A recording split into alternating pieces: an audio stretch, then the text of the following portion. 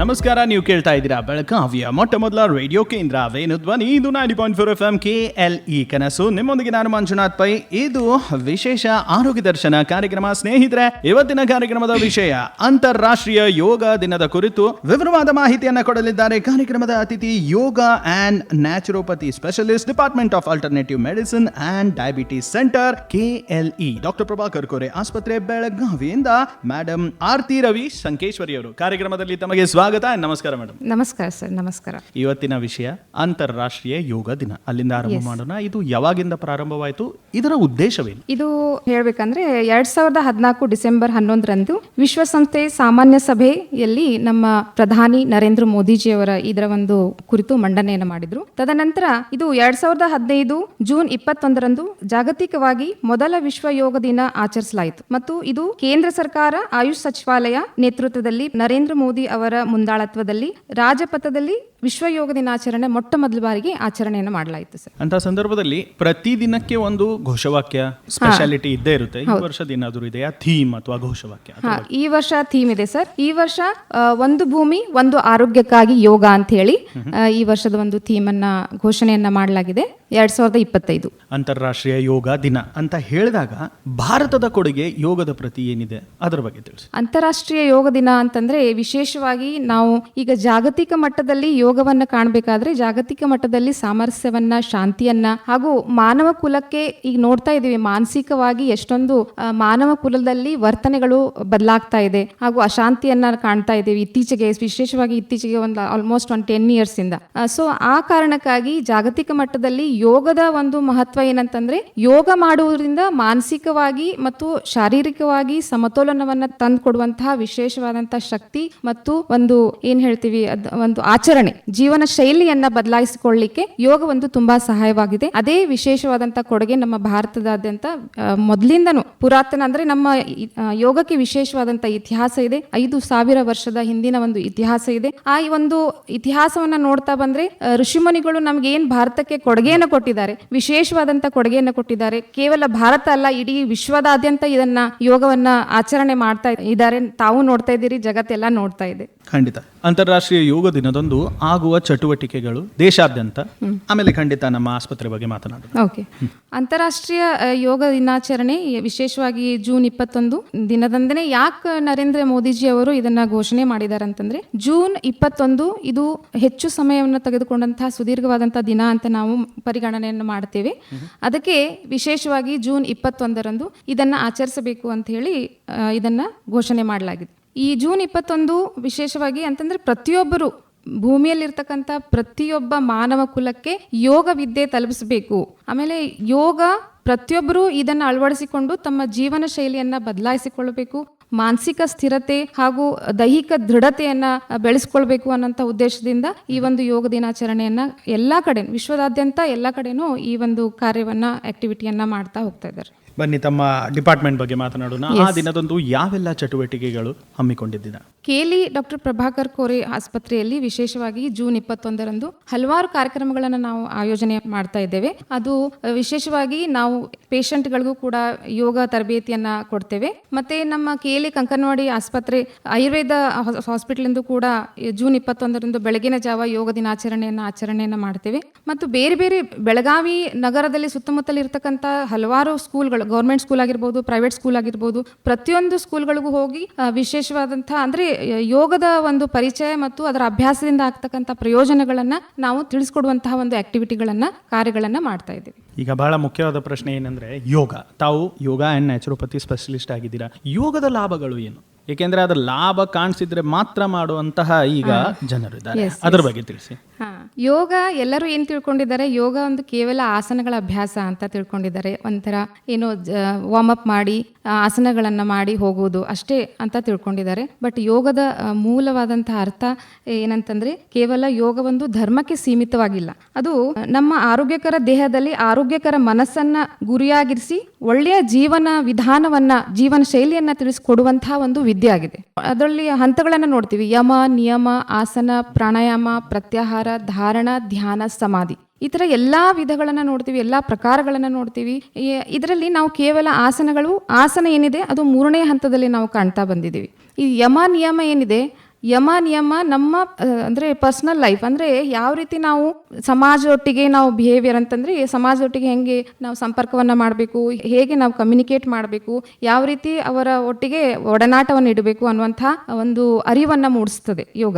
ಅದಾದ್ಮೇಲೆ ಯಮ ಏನ್ ಮಾಡ್ತದೆ ಅಂತಂದ್ರೆ ನಮ್ಮ ದಿನನಿತ್ಯದ ಶುಚಿತ್ವವನ್ನು ಯಾವ ರೀತಿ ಕಾಪಾಡ್ಕೊಳ್ಬೇಕು, ಶಾರೀರಿಕವಾಗಿ ಹಾಗೂ ಮಾನಸಿಕವಾಗಿ ಹೇಗೆ ನಮ್ಮ ಶರೀರವನ್ನ ಸದೃಢವಾಗಿ ಮಾಡಬೇಕು ಮತ್ತು ಮನಸ್ಸನ್ನು ಕೂಡ ಹೇಗೆ ಸಶಕ್ತನನ್ನಾಗಿ ಮಾಡಬೇಕು ಅನ್ನುವಂಥದ್ದನ್ನ ನಾವಿಲ್ಲಿ ಕಾಣ್ತೇವೆ. ಇದು ಆಸನ ಬಂದ್ಬಿಟ್ಟು ಆಸನ ಶರೀರಕ್ಕೆ ದೃಢತೆಯನ್ನು ಕೊಡ್ತದೆ, ನಮ್ಮ ಶರೀರದಲ್ಲಿ ಇರ್ತಕ್ಕಂಥ ಪ್ರತಿಯೊಂದು ನರನಾಡಿಗಳಿಗೆ ರಕ್ತ ಪರಿಚಲನೆಯನ್ನು ಮಾಡ್ತದೆ. ಹಾಗೂ ನಮ್ಗೆ ಗೊತ್ತಿರಲ್ಲ ಕೆಲವೊಂದು ನಮ್ಗೆ ಶರೀರದಲ್ಲಿ ಏನೇನು ಪ್ರಾಬ್ಲಮ್ ಆಗ್ತದೆ, ಇಂಟರ್ನಲ್ ಆರ್ಗನ್ಸ್ ಅಲ್ಲಿ ಏನೇನು ಸಮಸ್ಯೆ ಇದೆ ನಮ್ಗೆ ಗೊತ್ತಿರಲ್ಲ.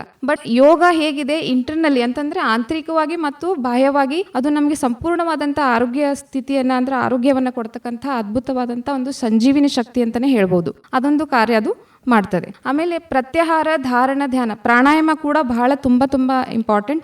ಪ್ರಾಣಾಯಾಮ ಪ್ರಾಣದಿಂದಲೇ ಪ್ರತಿಯೊಂದು ಜೀವಿಯು ಚಲಿಸ್ತಾ ಇದೆ ಇವಾಗ. ಸೊ ನಾವು ಇವಾಗಲೇ ತುಂಬಾ ವರ್ಷಗಳಿಂದ ಅಂದ್ರೆ ನಿಯರ್ಲಿ ನಾವು ಈಗ ನೋಡ್ತಾ ಇದ್ವಿ, ಕೊರೋನಾ ಕಾಲದಲ್ಲಿ ನಾವು ಪ್ರಾಣವಾಯುಗೋಸ್ಕರ ಪರ್ಚೇಸ್ ಮಾಡಿ ಉಸಿರನ್ನ ತಗೊಳ್ತಾ ಇದ್ವಿ. ಅದೊಂದು ತುಂಬಾ ಕಷ್ಟಕರವಾದಂತಹ ಕಾಲ. ಅದನ್ನ ನೆನೆಸ್ಕೊಂಡ್ರು ಕೂಡ ಈಗ ತುಂಬಾ ಜನ ಭಯ ಪಡ್ತಾರೆ.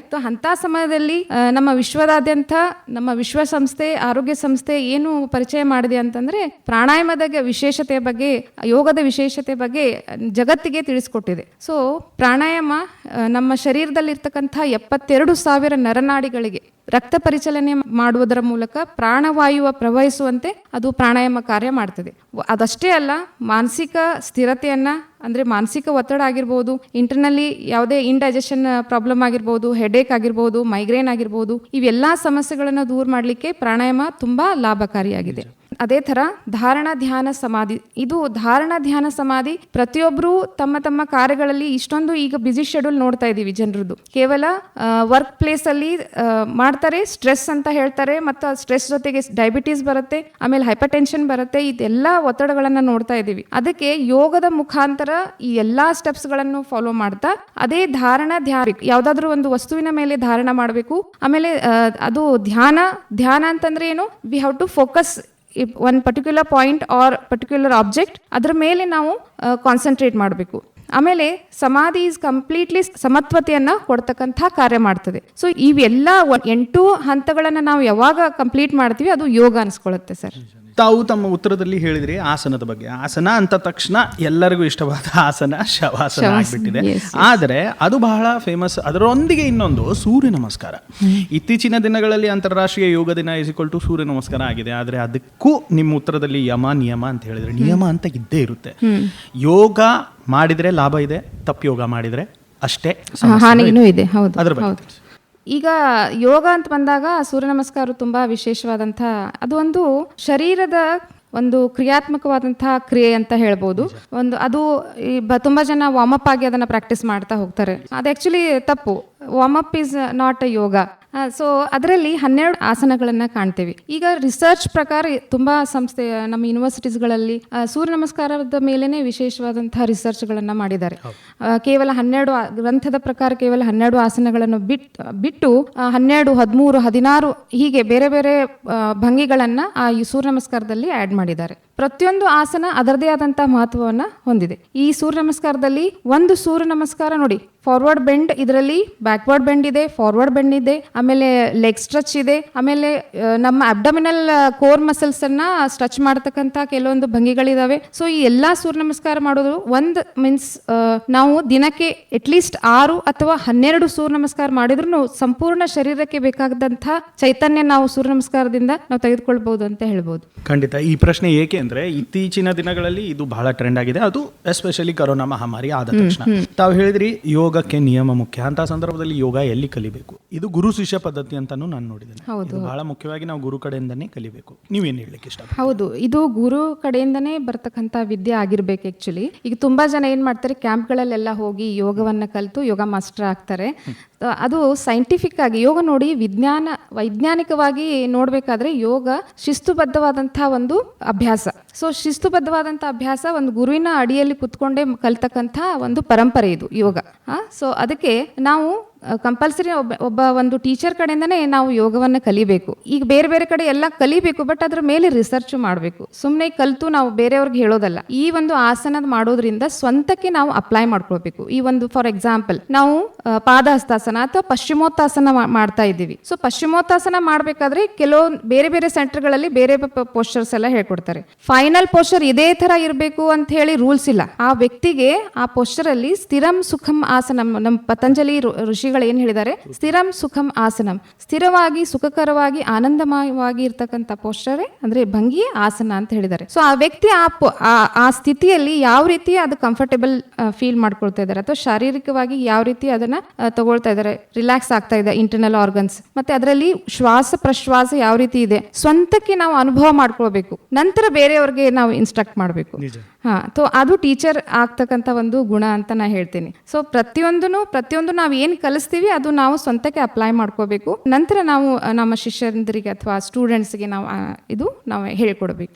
ಸೋಷಿಯಲ್ ಮೀಡಿಯಾ ಯುಗ ಈಗ ಎಲ್ಲ ಕಡೆ ಏನಾದರೂ ಒಂದು ರೀಲ್ ಟ್ರೆಂಡ್ ಆಗುತ್ತೆ ಅಂಥದ್ರಲ್ಲಿ ನಮ್ಮ ಸೂರ್ಯ ನಮಸ್ಕಾರದ ಬಗ್ಗೆ ನೀವು ಹೇಳಿದ್ರಿ. ಇದು ಸೂರ್ಯನಿಗೆ ನಮಸ್ಕಾರ ಮಾಡುವಂಥ ಒಂದು ಕ್ರಿಯೆ. ಅಂಥ ಸಂದರ್ಭದಲ್ಲಿ ಒಂದು ರೀಲು ಅಥವಾ ಒಂದು ವಿಡಿಯೋ ನೋಡಿ ಫಾಲೋ ಮಾಡ್ಲಿಕ್ಕೆ ಹೋಗ್ತಾರೆ, ಮಾಡ್ತಾರೆ. ಆರಂಭದಲ್ಲಿ ಲಾಭ ಸಿಗುತ್ತೆ, ಆಮೇಲೆ ಅದನ್ನ ನಿಯಮಬದ್ಧವಾಗಿ ಮಾಡಲಿಲ್ಲ ಅಂದ್ರೆ ಸಮಸ್ಯೆಗಳು ಬರಲಿಕ್ಕೆ ಆರಂಭವಾಗುತ್ತೆ. ಅಂಥ ಸಂದರ್ಭದಲ್ಲಿ ಹೌದೌದು, ಸೂರ್ಯ ನಮಸ್ಕಾರ ನೋಡಿ ಪ್ರತಿಯೊಂದು, ನಾಟ್ ಓನ್ಲಿ ಸೂರ್ಯ ನಮಸ್ಕಾರ ಹೇಳ್ತಾ ಇದ್ದೀನಿ, ಎಲ್ಲಾ ಆಸನಗಳನ್ನ ರೀಲ್ಸ್ ನೋಡಿ ಅಥವಾ ಅದನ್ನ ರೀಲ್ ಮಾಡಕ್ ಹೋಗಿ ಬೇರೆ ಏನೋ ಸಮಸ್ಯೆ ತೆಗೆದುಕೊಂಡು ಬರ್ತಾರೆ. ಅದರದೇ ಆದಂತ ಕಾಂಟ್ರಾ ಇಂಡಿಕೇಶನ್ಸ್ ಇರುತ್ತೆ. ಯಾವ್ದು ಮಾಡಬೇಕು ಯಾವ್ದು ಮಾಡಬಾರ್ದು. ಎಲ್ಲರಿಗೂ ಎಲ್ಲ ಆಸನಗಳು ಮಾಡಕ್ಕೆ ಪರ್ಮಿಷನ್ ಇರಲ್ಲ. ಕೆಲವೊಬ್ರು ನೋಡ್ರಿ ಸಿಯಾಟಿಕಾ ಸಮಸ್ಯೆ ಇರುತ್ತೆ. ಸಿಯಾಟಿಕಾ ಸಮಸ್ಯೆ ಇದ್ದವರು ಸೂರ್ಯ ನಮಸ್ಕಾರವನ್ನ ಮಾಡಬಾರ್ದು. ಸೊ ಅದು completely connected to the lumbar region, ಅಂದ್ರೆ ನಮ್ಮ ಬೆನ್ನು ಹುರಿಯ ಕೆಳಭಾಗದಿಂದ ಹಿಡಿದು ಕಾಲ್ ಪಾದದವರೆಗೂ ಕನೆಕ್ಟೆಡ್ ಇರ್ತಕ್ಕಂಥ ನರ ಅದು. ಅದನ್ನ ಓವರ್ ಟಚ್ ಮಾಡೋದ್ರಿಂದ ಬ್ಲಡ್ ಸರ್ಕ್ಯುಲೇಷನ್ ಆಗಲ್ಲ, ಅವಾಗ ಸೆಳೆತ ಸ್ಟಾರ್ಟ್ ಆಗುತ್ತೆ. ಸೊ ಹೀಗೆ ಪ್ರತಿಯೊಂದು ಆಸನ ಬೇರೆ ಬೇರೆ. ಈಗ ನೋಡಿ ಪಶ್ಚಿಮೋತ್ತಾಸನ ಎಕ್ಸಾಂಪಲ್ ಕೊಟ್ಟೆ ನಾನು. ಅಲ್ಲಿ ಪಶ್ಚಿಮೋತ್ತಾಸನ ಯಾರ್ಯಾರು ಮಾಡಬಾರ್ದು, ಆಕ್ಚುಲಿ ನಮ್ಮ ಅಬ್ಡಮಿನಲ್ ಸರ್ಜರಿ ಆದವರು, ಆಮೇಲೆ ಹೊಟ್ಟೆಯಲ್ಲಿ ಉರಿತ ಜಾಸ್ತಿ ಆದವರು, ಆಮೇಲೆ ಕಾಲ್ ಸೆಳೆತ ಇದ್ದವರು, ಅದೆಲ್ಲ ಪಶ್ಚಿಮೋತ್ತಾಸನ, ಮೊಣಕಾಲ್ ಸರ್ಜರಿ ಆದವರು ಪಶ್ಚಿಮೋತ್ತಾಸನ ಮಾಡಬಾರ್ದು. ಬಟ್ ವೆರಿಕೋಸ್ ಸಮಸ್ಯೆ ಇದ್ದವರು ಪಶ್ಚಿಮೋತ್ತಾಸನವನ್ನ ಮಾಡಬಹುದು. ಮತ್ತೆ ಹೆಚ್ಚು ಸಮಯ ಹೈಪರ್ ಟೆನ್ಷನ್ BP ಇದ್ದವರು ಹೆಚ್ಚು ಸಮಯ ಫಾರ್ವರ್ಡ್ ಬೆಂಡಿಂಗ್ ಆಸನಗಳನ್ನ ಮಾಡಬಾರ್ದು. ಇದರಿಂದ blood circulation towards the brain, ಅಂದ್ರೆ ಬ್ರೈನ್ ಅಂತ ಶಿರದ ಭಾಗಕ್ಕೆ ಜಾಸ್ತಿ ಬ್ಲಡ್ ಸರ್ಕ್ಯುಲೇಷನ್ ಆಗೋದ್ರಿಂದ ರಕ್ತದೊತ್ತಡ ಹೆಚ್ಚಾಗಬಹುದು. ಹೀಗೆ ಬೇರೆ ಬೇರೆ ಕಾಂಟ್ರಾ ಇಂಡಿಕೇಶನ್ಸ್ ಇರುತ್ತೆ. ಅದನ್ನ ನೋಡ್ಬಿಟ್ಟು ಮಾಡಬೇಕು.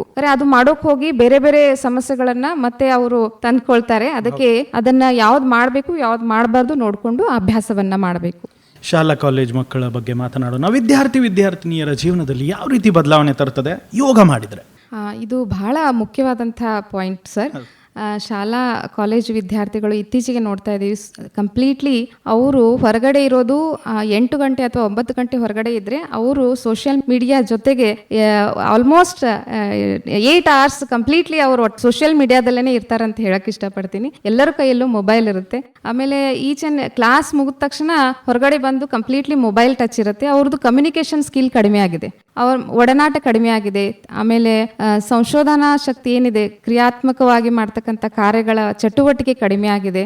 ಮತ್ತೆ ಸ್ವಂತಿಕೆ ಅಂತ ಅನ್ನೋದು ವಿಚಾರ ಇರುತ್ತಲ್ಲ, ಅದೆಲ್ಲ ಕಡಿಮೆ ಆಗ್ತಾ ಬಂದಿದೆ because of the media. So ಇಲ್ಲಿ ನಾವು ಯೋಗಕ್ಕೆ ವಿಶೇಷವಾದಂತಹ ಸ್ಥಾನ ಯಾಕೆ ಕೊಡ್ತೀವಪ್ಪ ಅಂತಂದ್ರೆ, ದಿನನಿತ್ಯ ಕಂಪಲ್ಸರಿಯಾಗಿ ಈಗಾಗಲೇ ಎಲ್ಲ ನಮ್ಮ ಕರ್ನಾಟಕ ಸರ್ಕಾರ ಮತ್ತು ಕೇಂದ್ರ ಸರ್ಕಾರ ಎಲ್ಲಾ ಸ್ಕೂಲ್ಗಳಿಗೆ ಮತ್ತೆ ಶಾಲಾ ಕಾಲೇಜಲ್ಲಿ ಯೋಗ ವಿದ್ಯೆ ಕಂಪಲ್ಸರಿ ಮಾಡಿದ್ದಾರೆ. ಸೊ ಇದು ಮಾಡೋದ್ರಿಂದ ಮಕ್ಕಳ ಒಂದು ಮಾನಸಿಕ ಸ್ಥಿರತೆಯನ್ನ ತಂದ್ಕೊಳ್ಳಿಕ್ಕೆ ಯೋಗ ತುಂಬಾ ಸಹಾಯ ಆಗ್ತದೆ. ಅದರಲ್ಲಿ ಓಂ ಚಾಂಟಿಂಗ್ ಆಗಿರ್ಬೋದು, ಭ್ರಾಮರಿ ಪ್ರಾಣಾಯಾಮ ಆಗಿರ್ಬೋದು, ಇದು connected to completely brain and blood circulation. ಆಮೇಲೆ meditation is also it will effect to the entire body as well as the mind. So state of consciousness ಅನ್ನ ಬೆಳೆಸ್ಕೊಳ್ಳಿಕ್ಕೆ ಯೋಗ ಮಕ್ಕಳಿಗೆ ತುಂಬಾ ತುಂಬಾ ಹೆಲ್ಪ್ ಆಗುತ್ತೆ. ಫೋಕಸ್ ಮಾಡ್ಲಿಕ್ಕೆ, ಗೋಲ್ ಅನ್ನ ಫೋಕಸ್ ಮಾಡ್ಲಿಕ್ಕೆ, ಮತ್ತೆ ಅವರು ಏನು ನಿರ್ಧಾರವನ್ನ ಮಾಡಿದರೆ ಆ ನಿರ್ಧಾರದ ಮೇಲೆ ದೃಢತೆಯನ್ನ, ಅಂದ್ರೆ ಅದು ಕಂಟಿನ್ಯೂಟಿ ಇರಬೇಕು, ದೃಢತೆಯನ್ನ ಸಾಧಿಸಲಿಕ್ಕೆ ಅದು ಯೋಗ ತುಂಬಾ ಮಕ್ಕಳಿಗೆ ಹೆಲ್ಪ್ ಮಾಡ್ತಾ ಇದೆ. ಮತ್ತೆ ಮಕ್ಕಳು ಕಂಟಿನ್ಯೂಸ್ಲಿ ಮೊಬೈಲ್ ಹಿಡಿಯೋದ್ರಿಂದ ಅವರ ನಿದ್ರಾಹೀನತೆ ಕಾಣ್ತಾ ಇದ್ದೀವಿ. ಆಮೇಲೆ ಮಾನಸಿಕ ಖಿನ್ನತೆಯನ್ನ ಕಾಣ್ತಾ ಇದ್ದೀವಿ. ಮತ್ತೆ ಅವರ ಒಂದು ಏನ್ ಗುರಿ ಇಟ್ಕೊಂಡಿದ್ದಾರೆ ಅದಕ್ಕೆ ರೀಚ್ ಆಗ್ತಾ ಇಲ್ಲ. ಅವರು ಅಂದ್ರೆ ಏನೋ ಮಾಡ್ಬೇಕಂತ ಅನ್ಕೊಂಡಿದ್ದಾರೆ ಲೈಫಲ್ಲಿ, ಬಟ್ ಅದನ್ನ ತಲುಪಲಿಕ್ಕೆ ಸಾಧ್ಯ ಆಗ್ತಾ ಇಲ್ಲ. ಇದೆಲ್ಲಾ ಸಮಸ್ಯೆಗಳನ್ನ ಮಕ್ಕಳಲ್ಲಿ ನಾವು ವಿಶೇಷವಾಗಿ ತುಂಬಾ ಜನ ನೋಡ್ತಾ ಇದೀವಿ. ನಾವು ಹಾಸ್ಪಿಟಲ್ ತುಂಬಾ ಜನ ಬರ್ತಾರೆ ಮಾನಸಿಕ ಖಿನ್ನತೆಯಿಂದ ಮಕ್ಕಳು. ಸೊ ಇದೆಲ್ಲ ಕಾರಣ ಓನ್ಲಿ ಸೋಷಿಯಲ್ ಮೀಡಿಯಾ, ಮೊಬೈಲ್, ಇದೇ ಒಂದು ಕಾರಣ ಆಗಿದೆ ಸರ್. ಮತ್ತೆ ತಂದೆ ತಾಯಿಯ ಕಮ್ಯುನಿಕೇಶನ್ ಇಲ್ಲದೆ ಇರೋದು, ಮನೆಯಲ್ಲಿ ತಂದೆ ತಾಯಿ ಮಕ್ಕಳೊಟ್ಟಿಗೆ ಕಮ್ಯುನಿಕೇಶನ್ ಗ್ಯಾಪ್ ಆಗೋದ್ರಿಂದನೂ ಕೂಡ ಮಕ್ಕಳು ಲೋನ್ಲಿನೆಸ್ ಫೀಲ್ ಮಾಡ್ತಾರೆ, ಏಕಾಂತವಾಗಿ ಲೋನ್ಲಿನೆಸ್ ಫೀಲ್ ಮಾಡ್ತಾ ಇದ್ದಾರೆ. ಇದರಿಂದನೂ ಕೂಡ ಮಾನಸಿಕ ಖಿನ್ನತೆ ಜಾಸ್ತಿ ಆಗ್ತಾ ಇದೆ. ಮಾನಸಿಕದ ಖಿನ್ನತೆ ಬಗ್ಗೆ ನೀವು ಹೇಳಿದ್ರಿ, ವಿಚ್ ಇಸ್ ಡಿಪ್ರೆಷನ್. ಅಂತ ಸಂದರ್ಭದಲ್ಲಿ ಈಗ ಅಫ್ಕೋರ್ಸ್ ಮಹಾಮಾರಿ ಆದ ತಕ್ಷಣ ಬಹಳ ಟ್ರೆಂಡ್ ಆಗಿದೆ. ಮಾನಸಿಕ ಆರೋಗ್ಯ ಈಸ್ ಡೈರೆಕ್ಟ್ಲಿ ಲಿಂಕ್ಡ್ ಟು ನಮ್ಮ ದೈಹಿಕ ಆರೋಗ್ಯ. ಮಾನಸಿಕ ಆರೋಗ್ಯವನ್ನು ಫಸ್ಟ್ ಕ್ಲಾಸ್ ಆಗಿ ಇಟ್ಕೋಬೇಕು ಅಂದರೆ ಯೋಗ ಎಷ್ಟು ಲಾಭ, ಅದ್ರ ಬಗ್ಗೆ ತಿಳಿಸಿ. ಮಾನಸಿಕವಾಗಿ ನೋಡಿ, ಮಾನಸಿಕ ಖಿನ್ನತೆ ಇದ್ರೆ automatic it will effect our body. ನಿಜ. ದೈಹಿಕವಾಗಿ ಅದು ನಮ್ಗೆ ಯಾವುದೇ ಕೆಲಸ ಮಾಡಕ್ ಕೊಡಲ್ಲ.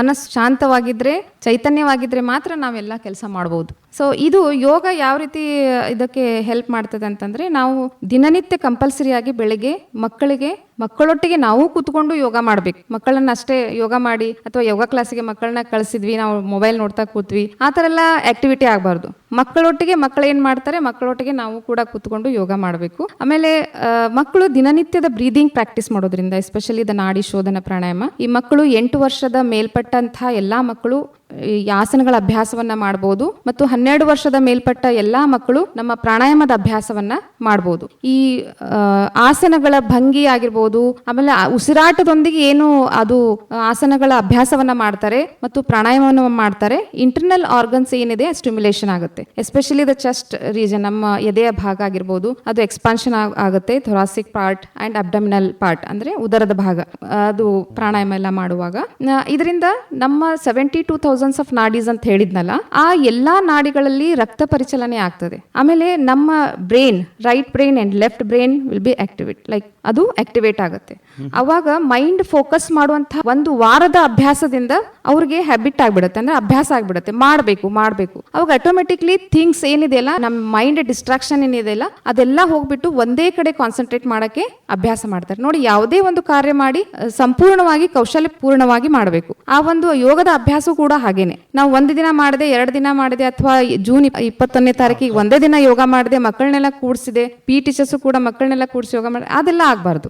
ದಿನನಿತ್ಯದಲ್ಲಿ, ನಮ್ಮ ದಿನನಿತ್ಯದ ಜೀವನದಲ್ಲಿ ಯೋಗದ ಅಭ್ಯಾಸ ಆಗಬೇಕು, ಜೀವನ ಶೈಲಿಯಲ್ಲಿ ಅದನ್ನು ಅಳವಡಿಸ್ಕೊಳ್ಬೇಕು. ಅಂದಾಗ ಮಾತ್ರ ಪರಿಪೂರ್ಣ ಆರೋಗ್ಯವನ್ನು ನಾವು ಕಾಣಬಹುದು ಅಂತ ಹೇಳ್ತೀನಿ. ಈಗ ಮತ್ತೆ ಈ ಸೋಷಿಯಲ್ ಮೀಡಿಯಾದಲ್ಲಿ ಅಥವಾ ಒಂದು ಫಾರ್ವರ್ಡ್ ಬಂತು, ಯಾರಿಗೆ ಗ್ಯಾಸ್ ಸಮಸ್ಯೆ, ವಾಯು ಸಮಸ್ಯೆ ಇದೆ, ಈ ಮುದ್ರಾ ಮಾಡಿ, ಆ ಮುದ್ರಾ ಮಾಡಿ. ಫಸ್ಟ್ ಆಫ್ ಆಲ್ ಮುದ್ರಾ ಅಂದ್ರೆ ಏನು, ಆಮೇಲೆ ಇಂಥ ಮುದ್ರಾ ವಿಡಿಯೋವನ್ನು ನೋಡಿ ಮಾಡ್ತಾರೆ, ಕೆಲವೊಬ್ಬರಿಗೆ ಅದು ಉತ್ತಮ ಅಲ್ಲ, ಅದ್ರ ಬಗ್ಗೆ ಸರ್, ಮುದ್ರೆಗಳದೇ ಅದರದೇ ಅಂತ ವಿಶೇಷವಾದಂಥ ವಿಜ್ಞಾನ ಇದೆ. ಕೇವಲ ನಾವು ಎಲ್ಲೋ ಕೂತು ಯಾವುದೋ ಒಂದು ಮುದ್ರಾ ಮಾಡಿದ್ರೆ ಅದು ಎಫೆಕ್ಟ್ ಆಗಲ್ಲ ಸರ್. ಅದು ಆಧ್ಯಾತ್ಮಿಕವಾಗಿ ನಾವು ಸಂಪೂರ್ಣವಾಗಿ ಅದರ ಅಭ್ಯಾಸವನ್ನ ಮಾಡಿರಬೇಕು. ಮತ್ತು ಯೋಗದಲ್ಲಿ ಅಟ್ಯಾಚ್ಡ್ ಇರಬೇಕು. ಯೋಗದಲ್ಲಿ ಅಂದ್ರೆ ನೋಡಿ, ಪ್ರಾಣಾಯಾಮ ಇವೆಲ್ಲ ಇಂಟರ್ನಲ್ ಅಂದ್ರೆ ಏನೇ, ಶರೀರದ ಆಂತರಿಕವಾಗಿ ಬ್ಲಡ್ ಸರ್ಕ್ಯುಲೇಷನ್ ಆಗಿರ್ಬೋದು, ಏಕಾಗ್ರತೆಯನ್ನು ಹೆಚ್ಚಿಸ್ಕೊಳ್ಳೋದಾಗಿರ್ಬೋದು, ಇದನ್ನೆಲ್ಲ ಅಭ್ಯಾಸವನ್ನ ಮಾಡಿರಬೇಕು. ಮುದ್ರೆಯನ್ನ ಡೈರೆಕ್ಟ್ ಕೂಡ ಅಪ್ಲೈ ಮಾಡ್ತಾರೆ ಪೇಷಂಟ್ಗೆ, ನಾವು ಕೂಡ ಮಾಡ್ತೀವಿ. ಎಲ್ಲ ಅಭ್ಯಾಸನ ಮಾಡಿಸಲ್ಲ, ಅದರದೇ ಆದಂಥ ವಿಜ್ಞಾನ ಇದೆ. ಅದು ಮುದ್ರೆಗಳನ್ನ ಹಾಕಿದ್ಮೇಲೆ ಅಟ್ಲೀಸ್ಟ್ ಒಂದು 20 ಮಿನಿಟ್ಸ್ ಆದ್ರೂ ಆ ಮುದ್ರೆಯಲ್ಲಿ ಕೂತ್ಕೋಬೇಕು. 20 to 40 ಮಿನಿಟ್ಸ್ ನಾವು ಎಷ್ಟು ಅದ್ರದ್ದು ಕಾಲಾವಕಾಶ, ಕಾಲಾವಧಿ ಇರುತ್ತೆ, ಅವಾಗ ಕೂತಾಗ ಮೈಂಡ್ ಕಾನ್ಸಂಟ್ರೇಟ್. ಇಲ್ಲಿ ನೋಡಿ, ಕನೆಕ್ಟೆಡ್ ಟು ಮೈಂಡ್ ಇದೆ ಮುದ್ರೆ, ಕನೆಕ್ಟೆಡ್ ಟು ಮೈಂಡ್. ನಾವು ಯೋಗದಲ್ಲೂ ಕೂಡ ಪ್ರಾಣಾಯಾಮ ಮಾಡಬೇಕಾದ್ರೆ, ಧ್ಯಾನ ಮಾಡಬೇಕಾದ್ರೆ, ಈ ಒಂದು ಆಸನ ಮಾಡಬೇಕಾದ್ರೆ ಮುದ್ರೆಗಳು ಅಪ್ಲೈ ಮಾಡ್ತೀವಿ. ಮುದ್ರೆ ಇದು ಎನರ್ಜಿಯನ್ನ ಲಾಕ್ ಮಾಡತಕ್ಕಂಥ ಕೆಲಸ ಮಾಡ್ತದೆ. Mudra is the energy locking ಇದು ಮುದ್ರೆ. ಸೊ ಇದು ಮುದ್ರೆ ಹಾಕೋದ್ರಿಂದ ಮೈಂಡ್ ಅನ್ನ ಫೋಕಸ್ಡ್ ಆಗಿರ್ಬೋದು, ಕಾನ್ಸಂಟ್ರೇಟ್ ಮಾಡ್ಬೋದು. ಮತ್ತೆ ಅದು ಡೈರೆಕ್ಟ್ಲಿ ನರಗಳಿಗೆ ಕನೆಕ್ಟೆಡ್ ಇದೆ. ಈಗ Chinmudra directly connected to the mind.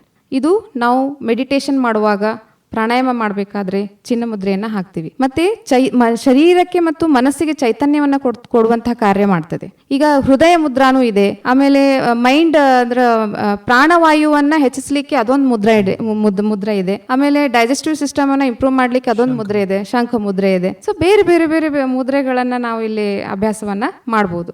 ಎಲ್ಲೋ ಬಸ್ಸಲ್ಲಿ ಕುತ್ಕೊಂಡು ಮುದ್ರೆ ಹಾಕಿದೆ ಆ ತರ ಎಲ್ಲ ಆಗ್ಬಾರ್ದು. ಅದರದೇ ಆದಂತಹ ವಿಶೇಷ ಅಂದ್ರೆ ಅದರದೇ ಆದಂತಹ ಸ್ಥಾನದಲ್ಲಿ ಕೂತ್ಕೊಂಡು ಮೆಡಿಟೇಟ್ ಮಾಡಿ, ಪ್ರಾಣಾಯಾಮ ಮಾಡಿ, ಮುದ್ರೆಗಳನ್ನು ಹಾಕೋದ್ರಿಂದ ಹೆಚ್ಚು ಅದರ ಲಾಭವನ್ನ ಪಡಿಬಹುದು ಅಂತ ಹೇಳ್ತೇನೆ. ಇದು ಯಾಕೆ ಅಂದ್ರೆ, ಅಂತಾರಾಷ್ಟ್ರೀಯ ಯೋಗ ದಿನದಂದು ಸ್ಟೇಟಸ್ ನಲ್ಲಿ ಒಂದು ಸ್ವಲ್ಪ ಫೋಟೋ, ಯೋಗ ಮಾಡೋ ಫೋಟೋ, ಕೆಲವೊಬ್ರು ಶೂ ಹಾಕೊಂಡೆ ಸೂರ್ಯ ನಮಸ್ಕಾರ ಮಾಡ್ತಾರೆ, ಕೆಲವೊಬ್ರು ಮ್ಯೂಸಿಕ್ ಹಾಕೊಂಡೆ ಯೋಗವನ್ನ ಮಾಡ್ತಾರೆ. ಅಂತ ಸಂದರ್ಭದಲ್ಲಿ ನಿಯಮ ಬಹಳ ಮುಖ್ಯ ಆಗುತ್ತೆ. ಅದಕ್ಕೆ ಈ ಪ್ರಶ್ನೆಯನ್ನ ಕೇಳಿದೆ.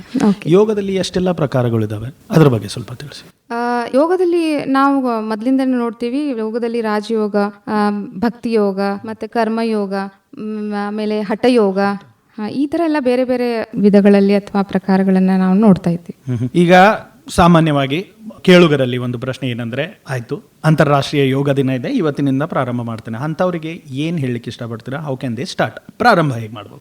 ಇವತ್ತಿಂದ ನಾನು ಯೋಗ ಪ್ರಾರಂಭ ಮಾಡ್ತೀನಿ ಅಂತ ಏನ್ ಬರ್ತಾರಲ್ಲ, ನಮ್ಗೆ ಸಂತೋಷನೇ. ಯಾಕಂದ್ರೆ ಪ್ರತಿಯೊಂದು ಜಗತ್ತಿನ ಪ್ರತಿಯೊಂದು ಜೀವಿನ ಯೋಗ ಮಾಡ್ಬೇಕಂತಾನೆ ಯೋಗದಲ್ಲಿ ಘೋಷವಾಕ್ಯನ್ನ ಇಟ್ಟಿದ್ದಾರೆ. ಒಂದು ಭೂಮಿ ಒಂದು ಆರೋಗ್ಯಕ್ಕಾಗಿ ಯೋಗ ಪ್ರತಿಯೊಬ್ಬರಿಗೂ. ಮತ್ತೆ ಫಸ್ಟ್ ಟೈಮ್ ಏನ್ ಬರ್ತಾರಲ್ಲ ಅವರು ಯೋಗವನ್ನ ಸರಳ ರೀತಿಯಲ್ಲಿ ತಮ್ಮ ಶರೀರಕ್ಕೆ ಯಾವ ರೀತಿ ಅನುಗುಣವಾಗ್ತದೆ, ಅನುಕೂಲ ಆಗ್ತದೆ, ಅದೇ ರೀತಿ ಯೋಗದ ಅಭ್ಯಾಸವನ್ನ ಭಂಗಿಯನ್ನ ಅಭ್ಯಾಸ ಮಾಡಬೇಕು. ಬೇರೆಯವರನ್ನ ನೋಡಿ ಅಡ್ವಾನ್ಸ್ ಪೋಸ್ಚರ್ ಆಗಿರ್ಬೋದು, ಕಪಾಲಭಾತಿ ಮಾಡೋದಾಗಿರ್ಬೋದು, ಭಸ್ತ್ರಿಕಾ ಮಾಡೋದಾಗಿರ್ಬೋದು, ಅದನ್ನೆಲ್ಲ ಮಾಡಕ್ ಹೋಗ್ಬಾರ್ದು. ಯಾಕಂದ್ರೆ ಅವ್ರದ ಒಂದು ಏನಿದೆ ಅಂದ್ರೆ ಆರೋಗ್ಯ ಯಾವ ರೀತಿ ಇದೆ ಅಂತಂದ್ರೆ ಮುಂದಿನ ವ್ಯಕ್ತಿಗೆ ಗೊತ್ತಿರಲ್ಲ.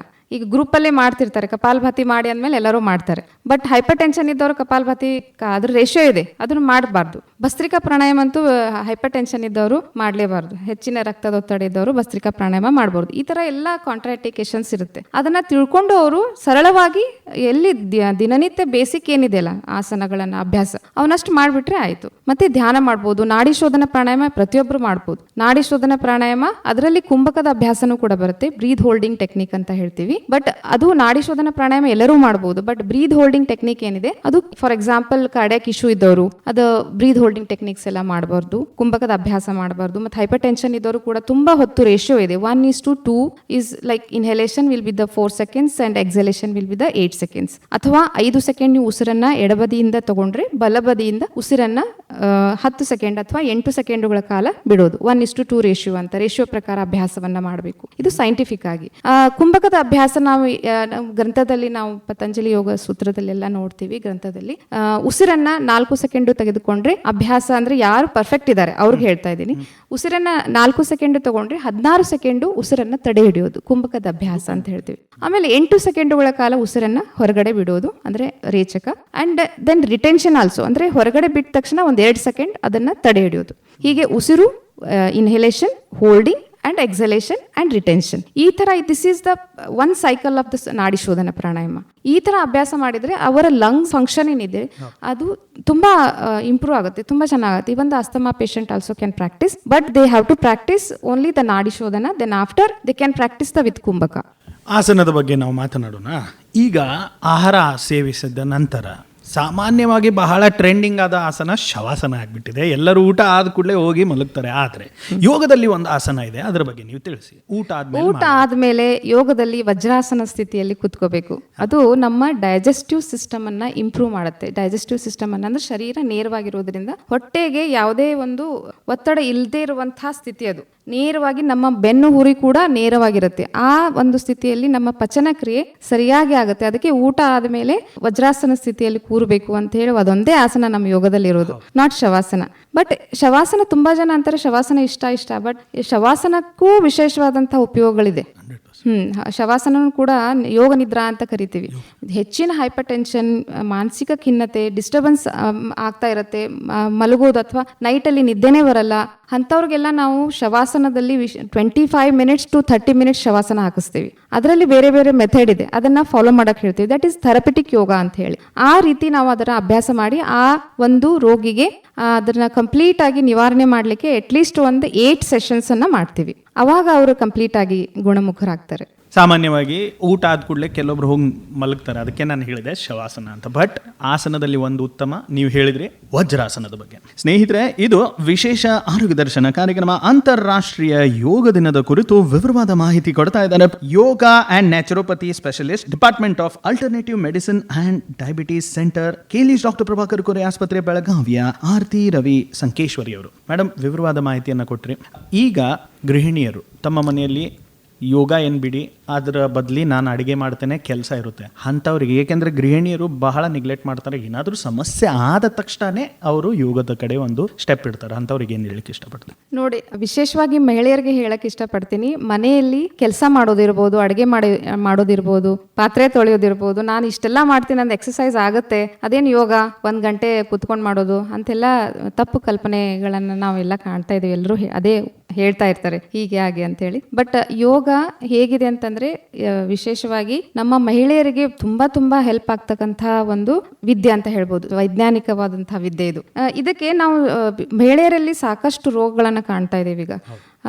ಗರ್ಭಕ್ಕೆ ಸಂಬಂಧಪಟ್ಟಿರ್ತಕ್ಕಂತಹ ರೋಗಗಳನ್ನು ಕಾಣ್ತಾ ಇದ್ದೇವೆ. ಮಾನಸಿಕ ಖಿನ್ನತೆ ಅಂತೂ 90% ಆಫ್ ವಿಮೆನ್ಸ್ ಅಲ್ಲಿ ನಾವು ಮಾನಸಿಕ ಖಿನ್ನತೆಯ ಒಂದು ಸಮಸ್ಯೆಯನ್ನ ಕಾಣ್ತಾ ಇದ್ದೇವೆ, because of the due to work pressure. ಎಲ್ಲ ಸ್ತ್ರೀಯರು ಈಗ ಆಲ್ಮೋಸ್ಟ್, ಗೃಹಿಣಿಯರು ಕಮ್ಮಿ, ಈಗ ಹೊರಗಡೆ ವರ್ಕ್ ಮಾಡೋರು ತುಂಬಾ ಜನ ನೋಡ್ತಾ ಇದ್ದೀವಿ. ವರ್ಕ್ ಪ್ಲೇಸ್ ಅಲ್ಲಿ ತುಂಬಾ ಪ್ರೆಷರ್ ಇರುತ್ತೆ.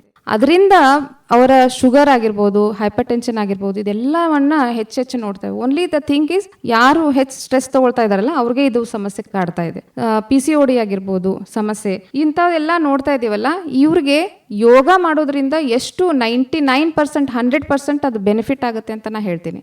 ಯಾರು regular at least they have to try only 1 month, ಅಂದ್ರೆ 1 ತಿಂಗಳ ಅಟ್ಲೀಸ್ಟ್ ಅವ್ರು ಒಂದು ಯೋಗ ಕ್ಲಾಸ್ ಯಾವ್ದಾದ್ರು ಮನೆ ಹತ್ರದಲ್ಲಿ ಇರ್ತಕ್ಕಂಥ ಯೋಗ ಕ್ಲಾಸ್ಗಳಿಗೆ ಹೋಗಿ ಯೋಗವನ್ನ ಮಾಡಬೇಕು. ಅಂದಾಗ ಅವರು ಅದ್ರ ಡಿಫ್ರೆನ್ಸ್ ಗೊತ್ತಾಗುತ್ತೆ. ಕೆಲಸ ಮಾಡಿದ್ರೆ ಏನಾಗುತ್ತೆ, ಅದು ಯೋಗ ನೋಡಿ ಸೆಲ್ಫ್ ಎಕ್ಸ್ಪೀರಿಯನ್ಸ್. ಧ್ಯಾನ ಇಸ್ ಆಲ್ಸೋ ಸೆಲ್ಫ್ ಎಕ್ಸ್ಪೀರಿಯನ್ಸ್. ನಾವು ಹೇಳಿದ್ರೆ ಗೊತ್ತಾಗಲ್ಲ, ಅದು ನೋಡಿ ಯೋಗ ಮಾಡಿ ಅಂತಂದ್ರೆ ಹೇಳಕ್ ಗೊತ್ತಾಗಲ್ಲ. ನಾವು ಸೆಲ್ಫ್ ಎಕ್ಸ್ಪೀರಿಯನ್ಸ್ ಮಾಡ್ಕೋಬೇಕು. ಅದೇ ತರ ಅದಕ್ಕೆ ಎಲ್ಲಾ ಮಹಿಳೆಯರಿಗೆ ಹೇಳಕ್ ಇಷ್ಟಪಡ್ತೀನಿ, ದಿನನಿತ್ಯ ಅಟ್ಲೀಸ್ಟ್ ನಿಮ್ಗೆ 1 ಗಂಟೆ ಆಗಲ್ಲ ಅಂತಂದ್ರೆ ಅಟ್ಲೀಸ್ಟ್ 25 to 40 minutes ಅದು ನೀವು ಯೋಗವನ್ನ ಅಭ್ಯಾಸವನ್ನ ದಿನನಿತ್ಯ ಮಾಡಬೇಕು. ಇದರಿಂದ ಯಾವುದೇ ಸಮಸ್ಯೆಗಳು ಬರಲ್ಲ, ಯಾವುದೇ ಮಾನಸಿಕ ಖಿನ್ನತೆ ಬರಲ್ಲ, ಮತ್ತೆ ಇಂಟರ್ನಲ್ಲಿ ಯಾವುದೇ ರೋಗಗಳು ನಿಮಗೆ ಬರಲ್ಲ ಅಂತ ಹೇಳ್ತೇನೆ. ಮಹಿಳೆಯರ ಬಗ್ಗೆ ಆಯಿತು. ಈಗ ಪುರುಷರ ಬಗ್ಗೆ, ಕೆಲವು ಪುರುಷರು ಕೆಲಸಕ್ಕೆ ಹೋಗ್ತಾರೆ, ಕೆಲಸದಲ್ಲಿ ಅವ್ರದ್ದು ಕಂಪ್ಲೀಟ್ ಫಿಸಿಕಲ್ ಕೆಲಸ ಇರುತ್ತೆ, ಅವ್ರಿಗೆ ಯಾಕೆ ಯೋಗ ಅಂತ ಅವ್ರದ್ದು ಒಂದು ಪ್ರಶ್ನೆ. ಏಕೆಂದರೆ ಯೋಗ ನಾನು ಮಾಡಿ ಏನು ಮಾಡಲಿ, ನನ್ನ ಕೆಲಸದಲ್ಲಿ ವ್ಯಾಯಾಮ ಆಗುತ್ತೆ ಅಂತವ್ರಿಗೆ ಏನು ಹೇಳಿ? ಇದು ನೋಡಿ ಸರ್, ಈಗ ಹೇಗೆ ಮಹಿಳೆಯರಿಗೆ ನಾವು ಹೇಳಿದ್ವಿ, ಪುರುಷರಿಗೂ ಹೇಳಕ್ಕೆ ಅದೇ ಇಷ್ಟಪಡ್ತೀನಿ. ಸೊ ಪುರುಷರು ಕೂಡ ಯೋಗ ಕಂಪಲ್ಸರಿ ಮಾಡಲೇಬೇಕು. ಯಾಕಂದ್ರೆ ಅವರು ದೈಹಿಕವಾಗಿ ಸದೃಢರು ಆಗಿರ್ಬೋದು, ಕೆಲವೊಂದ್ಸತಿ ಮಾನಸಿಕವಾಗಿ ಖಿನ್ನತೆಯಿಂದ ದೈಹಿಕವಾಗಿ ಕೂಡ ಕುಗ್ಗೋಗ್ಬಿಡ್ತಾರೆ, ಕೆಲಸ ಮಾಡೋಕ್ಕಾಗಲ್ಲ. ಆಮೇಲೆ ಬೇರೆಯವರೊಟ್ಟಿಗೆ ತಮ್ಮ ವಿಚಾರಗಳನ್ನು ಮಂಡನೆ ಮಾಡ್ಲಿಕ್ಕಾಗಲ್ಲ. ಆಮೇಲೆ ಕೆಲಸದ ಒಂದು ಸ್ಥಳದಲ್ಲಿ ಅವರ ಒಂದು ಕಮ್ಯುನಿಕೇಶನ್ ಸರಿಯಾಗಿ ಮಾಡೋಕ್ಕಾಗಲ್ಲ. ಇದೆಲ್ಲ ನೋಡಿದ್ರೆ ಯೋಗ ಅವ್ರಿಗೂ ಕೂಡ ಅವಶ್ಯವಿದೆ ಅಂತ ನಾ ಹೇಳ್ತೀನಿ. ಯೋಗ ಮಾಡಿದ್ರೆ ಅವರ ಮಾನಸಿಕ ನೋಡಿ ಎಲ್ಲ ಬಂದು ಮನಸ್ಸಿನ ಮೇಲೆ ಡಿಪೆಂಡ್ ಇದೆ. ಅವರು ದಿನನಿತ್ಯ ಯೋಗ ಮಾಡೋದ್ರಿಂದ, ಆಮೇಲೆ ಬ್ರೀದಿಂಗ್ ಪ್ರಾಕ್ಟೀಸ್ ಮಾಡೋದ್ರಿಂದ, ವಿಶೇಷವಾಗಿ ಪ್ರಾಣಾಯಾಮ ಎಲ್ಲ ಹೇಳಿದೆ, ಭ್ರಾಮರಿ ಪ್ರಾಣಾಯಾಮ, ಅದರಲ್ಲಿ ಸೂರ್ಯ ಭೇದನ, ಚಂದ್ರ ಭೇದನ ಅಂತಿದೆ. ನಮ್ಮ ಎಲ್ಲ ಆಲ್ರೆಡಿ ನಾ ಹೇಳಿದೆ, ನಮ್ಮ ಶರೀರದಲ್ಲಿ ಇರ್ತಕ್ಕಂಥ ಎಲ್ಲ ನರನಾಡಿಗಳಿಗೆ, ಇಂಟರ್ನಲ್ ಆರ್ಗನ್ಸ್ಗೆ ಬ್ಲಡ್ ಸರ್ಕ್ಯುಲೇಷನ್ ಆಗಬೇಕು, ಆಕ್ಸಿಜನ್ ಸಪ್ಲೈ ಆಗಬೇಕು, ಪ್ರಾಣವಾಯು ಸಪ್ಲೈ ಆಗ್ಬೇಕಂತಂದ್ರೆ ಯೋಗ ಕಂಪಲ್ಸರಿ ಮಾಡಬೇಕು. ಇದರಿಂದ ಅವರ ಮನಸ್ಸನ್ನ ಸ್ಥಿರಗೊಳಿಸಬಹುದು, ಶಾಂತಿಯನ್ನ ಕಾಪಾಡ್ಕೋಬಹುದು. ಸಾಮರಸ್ಯ ಮತ್ತು ಜೀವನ ಶೈಲಿಯಲ್ಲಿ ಯೋಗ ಇರೋದ್ರಿಂದ ಅವರ ಸಂತೋಷಕರವಾದಂಥ, ಸುಖಮಯವಾದಂಥ, ಆರೋಗ್ಯಮಯವಾದಂಥ ಜೀವನವನ್ನು ಕಾಣ್ಬೋದು ಅಂತ. ಕಾರ್ಯಕ್ರಮದ ಕೊನೆ ಹಂತಕ್ಕೆ ಬಂದಿದ್ದೇವೆ ಮೇಡಮ್. ಕೊನೆಯದಾಗಿ ನಮ್ಮ ಸ್ನೇಹಿತರಿಗೆ ನೀಡಲಿಕ್ಕೆ ಇಷ್ಟಪಡ್ತೀರಾ? ಕೊನೆಯದಾಗಿ ನಾನು ಇದೇ ಹೇಳಲಿಕ್ಕೆ ಇಷ್ಟಪಡ್ತೀನಿ, ಜೀವನದ ಮೌಲ್ಯಗಳನ್ನೇ ಉಳಿಸ್ಕೊಳ್ಳಿ. ಆಮೇಲೆ ಮನಃಶಾಂತಿ, ಪ್ರಾಮಾಣಿಕತೆ, ಸರಳ ಜೀವನ, ಆರೋಗ್ಯಕರ ಜೀವನ, ಶ್ರದ್ಧೆ ಇಂದ ನೀವು ನಿಮ್ಮ ಜೀವನವನ್ನು ನಡೆಸಬೇಕು. ಪ್ರತಿಯೊಬ್ಬರು ಯೋಗವನ್ನು ಮಾಡಿ ಸದೃಢ ರಾಷ್ಟ್ರ, ಆರೋಗ್ಯಕರವಾದಂತಹ ರಾಷ್ಟ್ರವನ್ನು ನಿರ್ಮಾಣ ಮಾಡಲಿಕ್ಕೆ ಎಲ್ಲರೂ ಕೈ ಜೋಡಿಸಿ ಅಂತ ಹೇಳಲಿಕ್ಕೆ ಇಷ್ಟಪಡ್ತೀನಿ. ಖಂಡಿತ ಮೇಡಮ್. ಕಾರ್ಯಕ್ರಮದಲ್ಲಿ ತಮ್ಮ ಬಹುಮೂಲ್ಯ ಸಮಯ, ವಿವರವಾದ ಮಾಹಿತಿ ಕೊಟ್ಟಿದ್ದಕ್ಕೆ ಧನ್ಯವಾದ. ನಮಸ್ಕಾರ. ನಮಸ್ಕಾರ ಸರ್, ಥ್ಯಾಂಕ್ ಯು.